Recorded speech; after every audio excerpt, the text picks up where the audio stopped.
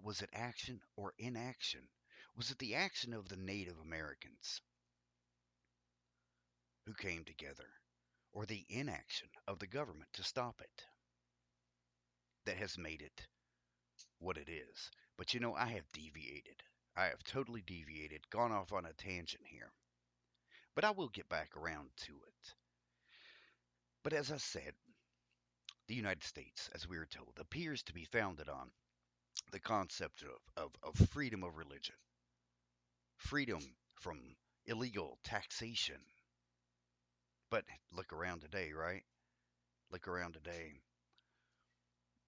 But I'll make a motion on that question about whether or not, if that's what the country was founded with.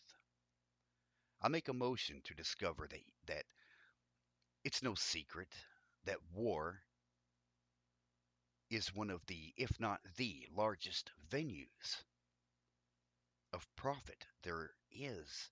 It has always been as such.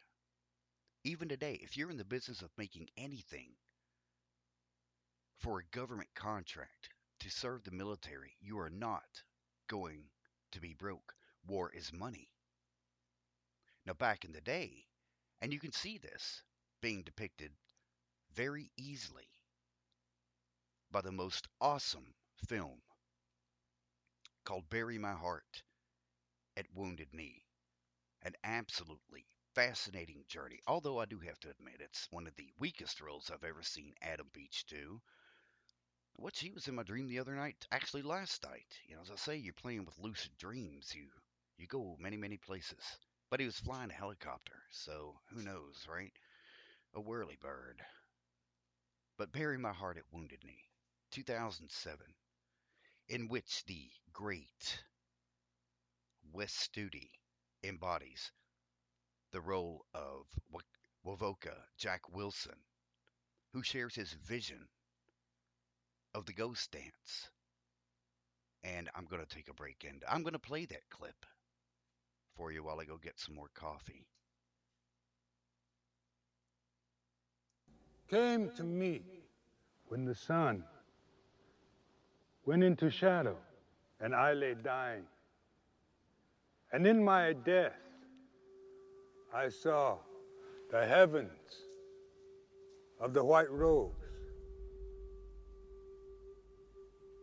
Yes, it is as they describe it. But also there, my children, all the Indians that ever roamed this earth,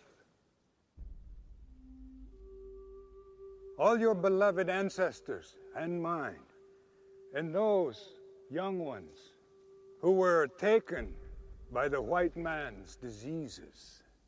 Do not grieve for them.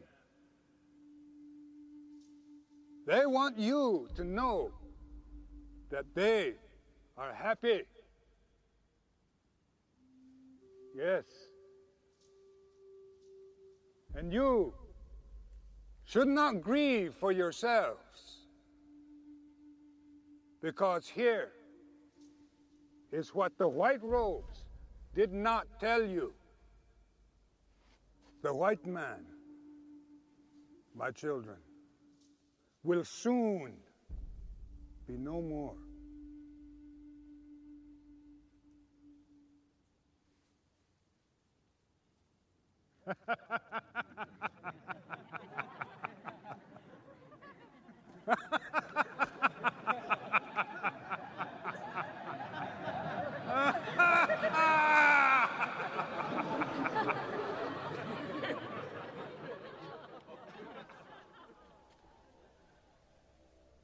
Now you must not hate the white man. This will only delay his end. But if you will do the dance that I will teach you, all the ancestors will return, and the buffalo will be renewed, and you shall all live forever forever in the freedom that we as Indian people once knew.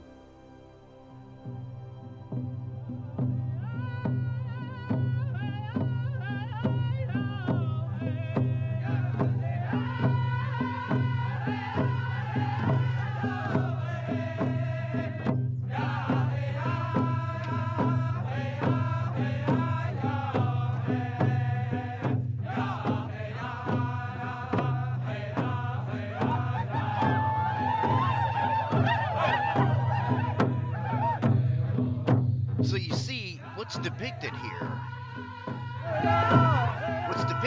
is an act of peace that the Native Americans were doing. The ghost dance, which was outlawed actually for a very long time. So it has to carry some weight, does it not? That for whatever reason, a bunch of guys with all kinds of artillery would fear dancing, would fear a coming together of Native people who are tired of the crap.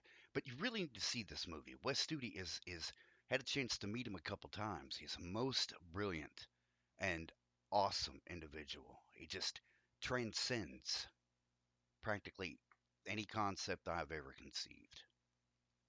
But again, this was a time when the need for unification was abound, when the first people banded together and implemented a peaceful resistance of the oppression, the rapes, murders, and genocide. Yes, genocide. I repeat this often, and most people don't realize that Adolf Hitler praised in his book, Mein Kampf, My Life, he praised the United States for their handling and the systematic eradication of Native Americans. And I always ask, how does it feel knowing you live in a country that inspired the creation of the Third Reich? To live in a country that Adolf Hitler appreciates for helping him to deal with a population of people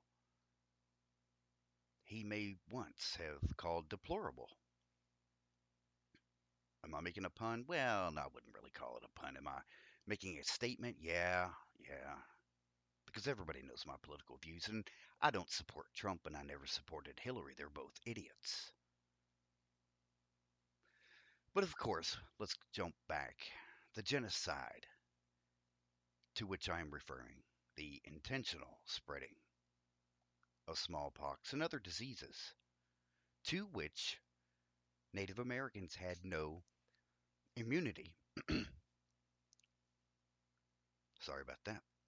Have you ever wondered about this? Millions of natives died as a result of contracting diseases to which they had no immunity. Therefore, it was as if they were not suffering the many and various plagues that have often been prescribed by a vengeful God, let's just say that. Now, am I anti Christian? No, I'm not anti Christian. I'm not anti any religion. You have a right, whether it's government protected or not, you have a right to believe in whatever you want.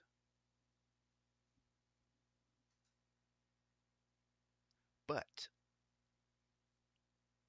to have an entire continent of people that has not succumbed to, if that's the correct past tense of that word, to the again the plagues, sickness, illness, almost makes one wonder if this continent and their way of life were not some sort of promised land that Christians hail as well. Anyway, there I go again on another tangent. So during the establishment of these reservations, that the government so graciously bestowed on the natives,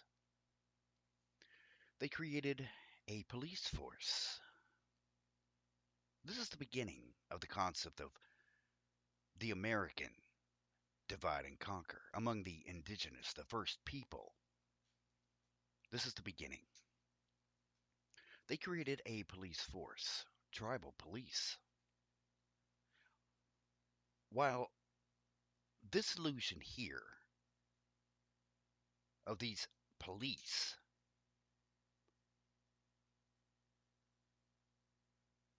is to promote the idea, that's the illusion, the idea that the people are to govern themselves, become self sufficient in orderly and legal fashion. Of course, that legal being the white legal. What the reality is that they begin a descent subject to the modus operandi of the quote greater power, which is, you guessed it, to divide and conquer. Here's the crux of humanity.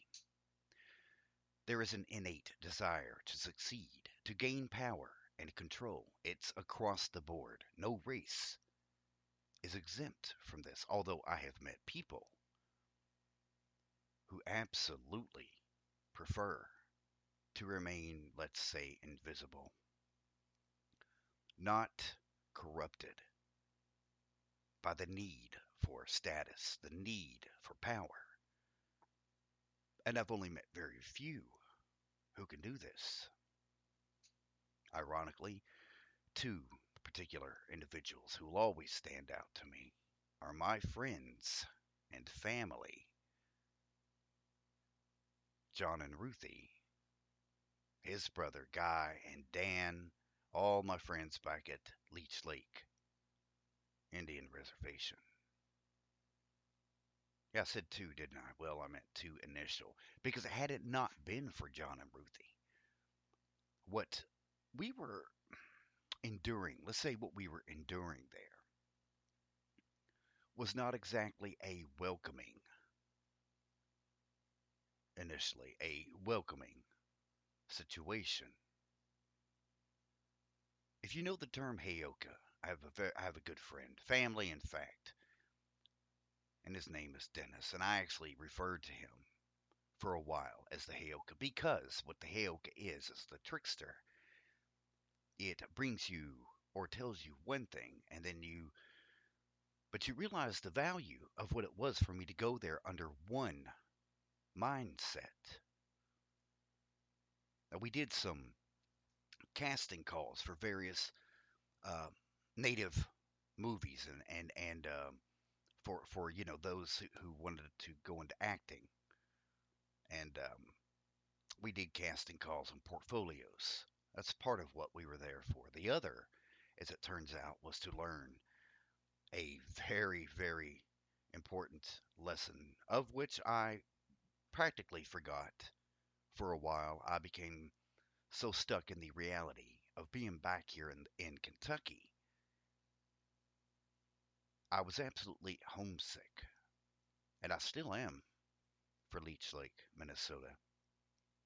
Nights when the wind chill would drop down to 20 and 30 below, and other people would be, hell no, I'm not doing that. But that is when I feel most alive. The only regret I have is that one winter we were going to walk across and go to Bear Island, and we never did that walk. But we did. We did have a few adventures. I had this beautiful blonde or white, actually, it's a white bear that ran out in front of us, and we just think this is normal until we learn what the spirit bear there is. Until we um, and there was another time over at Battle Point, which is where the great well, I'm not. I'll get into that. I think I've done other shows about that Battle of Leech Lake. That's a whole other. Okay, it was